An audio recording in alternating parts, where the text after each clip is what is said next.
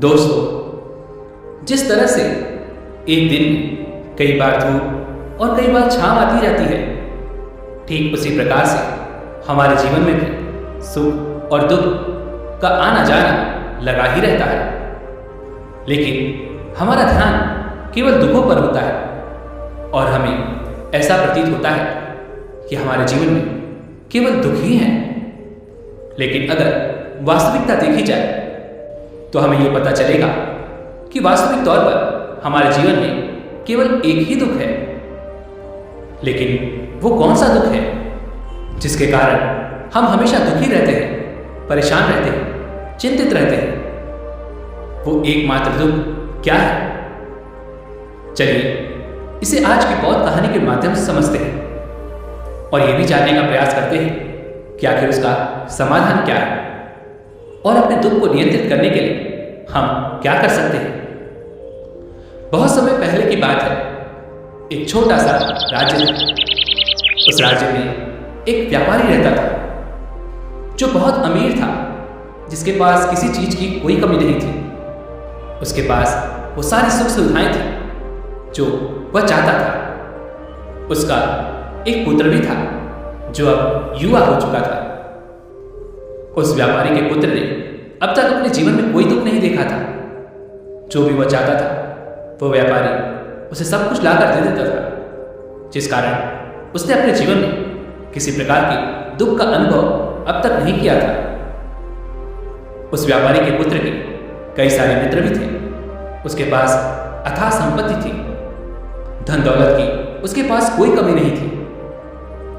लेकिन एक दिन अचानक वह व्यापारी बीमार पड़ गया और देखते ही देखते उसकी बीमारी ने उस पर पूरी तरह से पकड़ बना ली थी।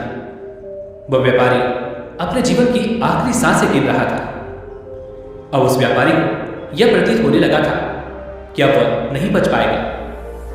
उसका अंतिम समय आ चुका है। इसलिए उसने अपने पुत्र को अपने पास बुलाया और उससे कहा, बेटा, तुमने आज तक केवल सुख ही देखा है। तुम्हें जो कुछ चाहिए था वो मैंने सब कुछ तुम्हें लाकर दिया, इसलिए तुमने आज तक दुख का अनुभव नहीं किया। दुख क्या होता है ये तुम्हें पता तक नहीं। और इसी बात की चिंता मुझे खाए जा रही है कि जब तुम्हारे पर दुखों के बादल मंडराएंगे तो तुम सह नहीं पाओगे। इसलिए आज मैंने तुम्हें यहां पर बुलाया। मैं बस आखिरी समय में तुमसे यह कहना चाहता हूं कि तुम सावधान रहना। मेरी मृत्यु के बाद तुम्हारे अपने ही तुम्हारे दुखों का कारण बन जाएंगे। इतना कहकर वह व्यापारी मृत्यु को प्राप्त हो गया। उस व्यापारी का पुत्र अपने पिता की मृत्यु पर बहुत दुखी था। वह रो रहा था। तभी उसके पास उसका एक मित्र आया और वह उसे समझाते हुए कहता है, मित्र, तुम रो क्यों रहे हो? तुम्हारा पिता ही मरा है, लेकिन तुम्हारे पास तो अब भी ये सारी धन दौलत है, ये सारी संपदा है, ये सारी संपत्ति तुम्हारी ही तो है। अब तो तुम उन चीजों का भी आनंद ले सकते हो जिनका आनंद तुम अपने पिता के रहते नहीं ले पाए।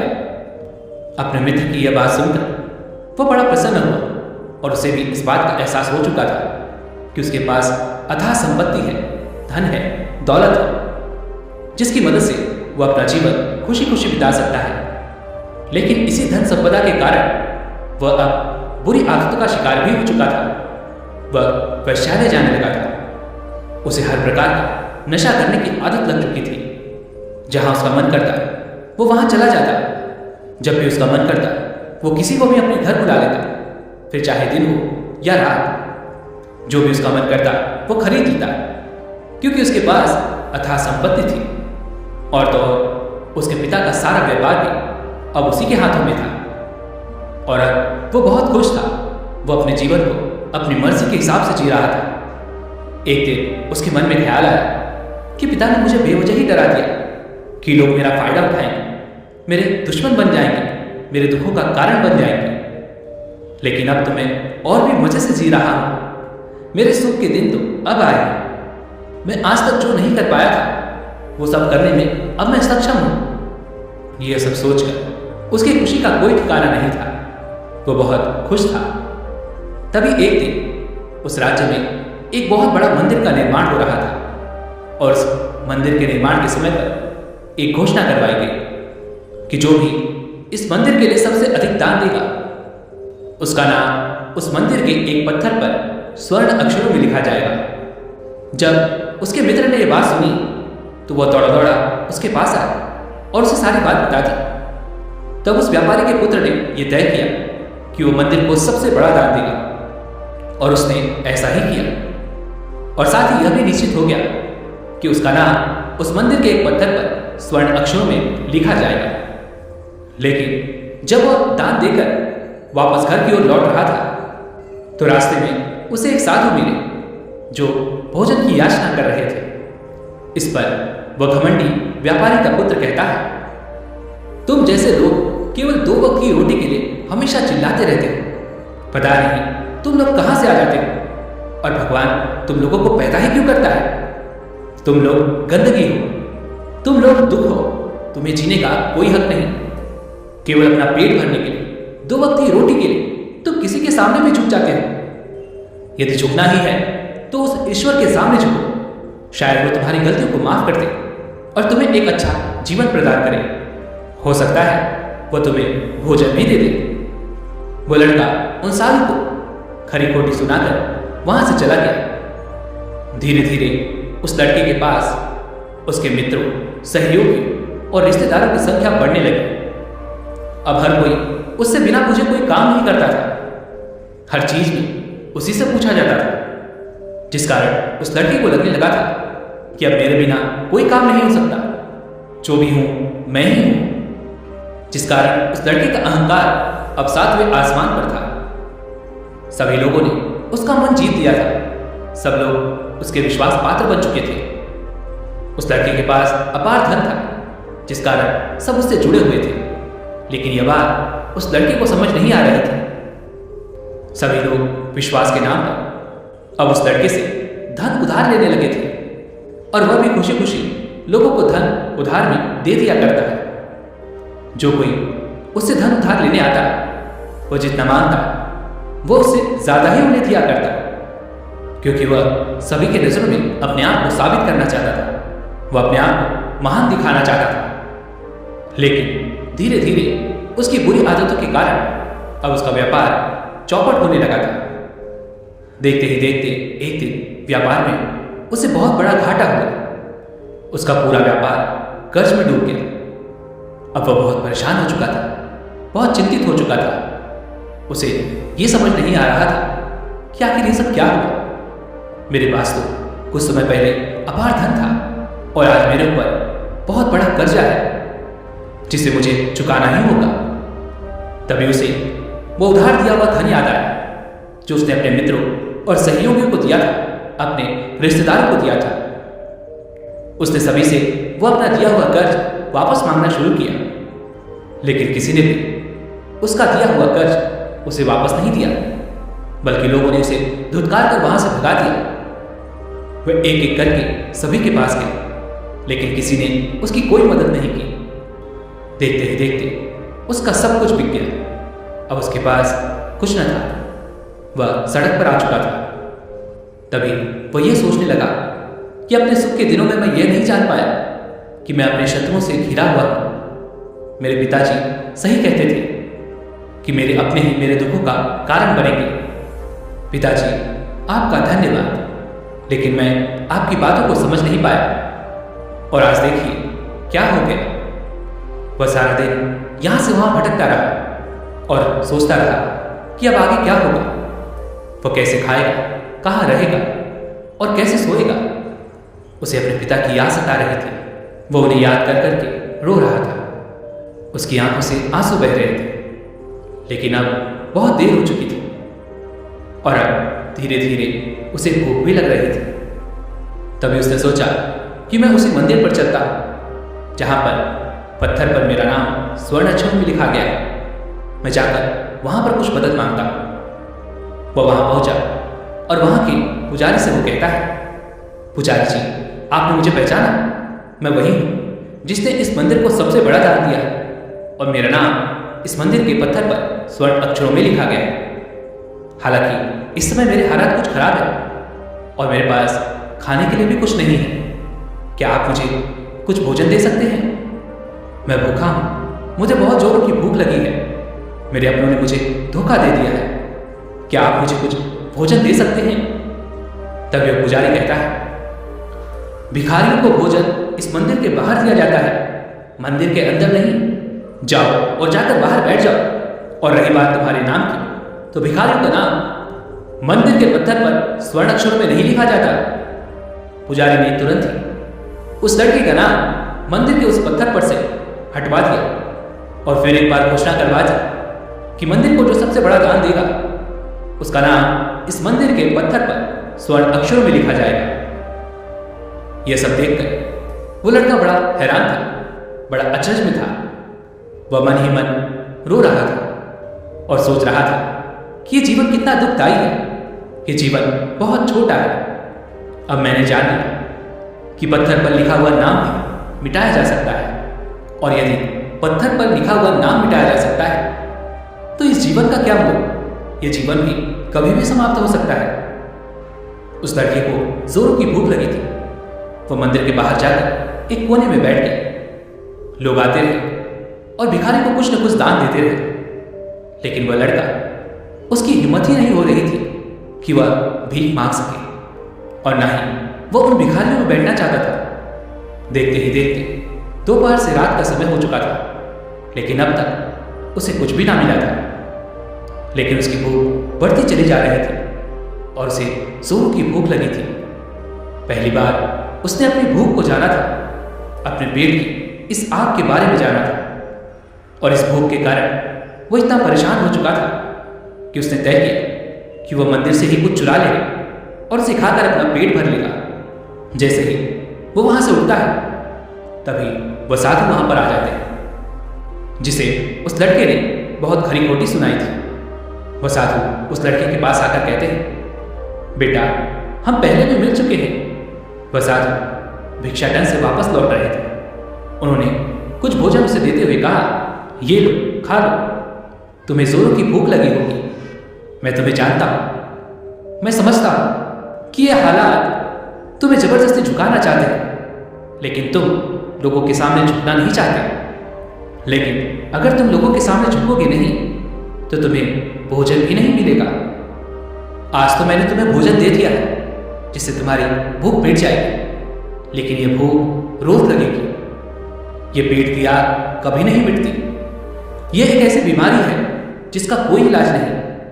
भूख से बड़ी बीमारी इस दुनिया में कोई है ही नहीं। इस पर वह लड़का उन साधु से कहता है, जब मेरे पास धन था, दौलत थी, अथाह संपत्ति थी, तो मेरे पीछे मेरे मित्रों की, सहयोगियों की, रिश्तेदारों की कतार लगी रहती थी। सभी लोग मेरे शुभचिंतक थे, लेकिन मेरे ऊपर दुख आते हैं वो सब पलट गए। वो सब अब मेरे शत्रु बन चुके हैं। लेकिन तुम, जिसे मैंने इतनी खरी खोटी सुनाई थी, वही मेरे दुख में मेरा सहयोगी बना है। तुम मेरे इस दुख में मेरे पहले मित्र हो, मेरे पहले रिश्तेदार हो, जिसने मुझ पर दया की है। मैं तो अपने आप को बहुत बड़ा समझता था, लेकिन देखो इस वक्त की मार ने मुझे कहां से कहां पहुंचा दिया। आज मैं इस बात को अच्छी तरह समझ चुका हूं कि धन से बड़ा कोई मित्र नहीं। इतना कहकर उस लड़के ने भोजन किया और उसने पहली बार भोजन के सुख का आनंद उठाया। उसके हाथ कांप रहे थे।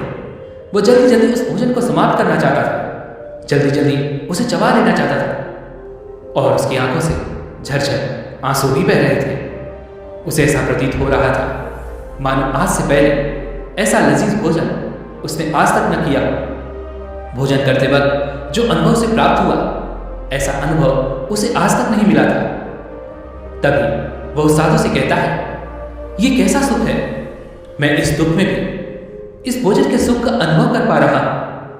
तभी वह साधु कहते हैं, जहां तृप्ति होती है वहां सुख का अनुभव होता है, लेकिन सावधान, तृप्ति बहुत खतरनाक भी होती है। जब यह तृप्ति हमारी आवश्यकताओं, हमारी इच्छाओं से ऊपर उठ जाती है, तब यह दुख के दर्शन भी हमें कराती है। आज जो भोजन तुम कर रहे हो, ऐसा भोजन यदि तुम्हें पहले प्राप्त होता तो तुम इसे छूते तक नहीं, लेकिन आज इसी भोजन को करके तुम्हें तृप्ति मिल रही है। लेकिन जब तुम्हारे पास धन था, दौलत थी, तब तुमने इससे भी अच्छा भोजन किया होगा, लेकिन तब तुम्हें तृप्ति नहीं मिली होगी, वह सुख प्राप्त नहीं हुआ होगा जो तुम आज अनुभव कर रहे हो। लेकिन सावधान, अगर ऐसा ही भोजन तुम्हें रोज मिलता रहे तो तुम और भी अच्छे भोजन की कामना करने लगोगे, और इसी कामना की तृप्ति के लिए तुम्हारे मन में दुख पैदा होगा। और जब तुम अपने मन की इस कामना की तृप्ति कर दोगे तो तुम्हें सुख भी प्राप्त होगा, लेकिन ये सुख आएगा और चला जाएगा। और जब तुम्हारे जीवन में इसी प्रकार के भोजन हमेशा आते रहेंगे और जाते रहेंगे तो तुम किसी और कामना, किसी और इच्छा की ओर आगे बढ़ने लगोगे। तब तुम किसी और इच्छा की पूर्ति करना चाहोगे, तुम किसी और इच्छा की तृप्ति करना चाहोगे, और जब वो इच्छा पूरी नहीं होगी, जब तुम्हें तृप्ति नहीं मिलेगी, तो तुम्हें दुख होगा, तकलीफ होगी, पीड़ा होगी, और यह श्रृंखला ऐसे ही आगे बढ़ती चली जाएगी। तुम हमेशा सुख के पीछे भागोगे, लेकिन दुख तुम्हारे पीछे यूं ही भागता रहेगा। तुम सुख को पकड़ना चाहोगे, दुख तुम्हें पकड़ना चाहेगा। इसी प्रकार यह प्रक्रिया यूं ही निरंतर चलती रहेगी। तभी वह साधु अपने थैले में से एक सोने की थैली निकालकर उस लड़के के हाथ पर रख देता है। तभी वह लड़का उस साधु से कहता है, हे महाराज, आपके पास इतना धन कहां से आया? आप तो एक वैरागी हैं। तभी वह साधु उस लड़के से कहता है, ये धन तुम्हारा ही है।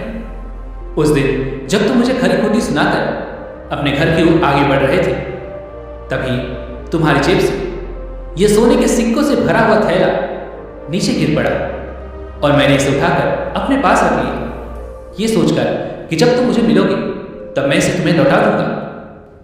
लेकिन उस दिन के बाद से आज तुम मुझे मिले हो, इसलिए मैं तुम्हें इसे लौटा रहा हूं। ले लो, ये तुम्हारा ही है।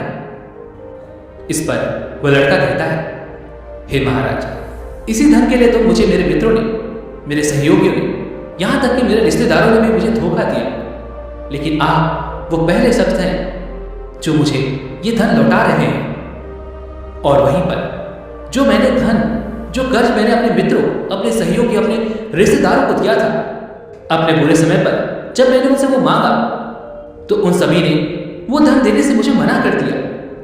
कईयों ने तो मुझे खरी खोटी सुनाकर अपने घर से धक्के मार कर निकलवा दिया। लेकिन आप महाराज वो पहले शख्स हैं जिन्होंने मेरे इस बुरे समय पर मेरा साथ दिया है, मेरा धन मुझे वापस लौटाया है। मैं आपकी सहायता के लिए आपका आभारी हूं। मैं इस धन से अपना व्यापार फिर से शुरू करूंगा और उस व्यापार को नई ऊंचाइयों तक ले जाऊंगा। तभी वो साधु उस लड़के से कहते हैं, हमें कोई दुख नहीं देता, बल्कि दुख के कारण हम स्वयं ही होते हैं। हम स्वयं खुद को धोखा देते हैं। सुख में हम भ्रमित रहते हैं, हमें ये पता नहीं चलता कि हम सही कर रहे हैं या गलत। और इसी प्रकार हम एक मायाजाल में फंसते चले जाते हैं, क्योंकि सुख में हम अपनी आंखें बंद करके बस उस सुख का आनंद लेते हैं और हम किसी चीज की तरफ ध्यान नहीं देना चाहते।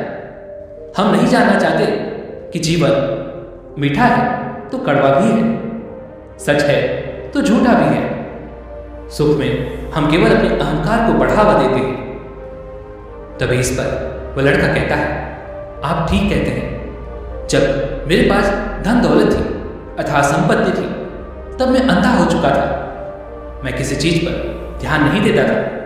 मैंने उसे अपने इन दोनों हाथों से लुटाया है, और आज जब वह मेरे पास नहीं है, तब मुझे उसके जाने का एहसास हो रहा है। और अब जबकि मैं इन दुखों से जूझ रहा हूं, तब जाकर मेरी आंखें खुली हैं।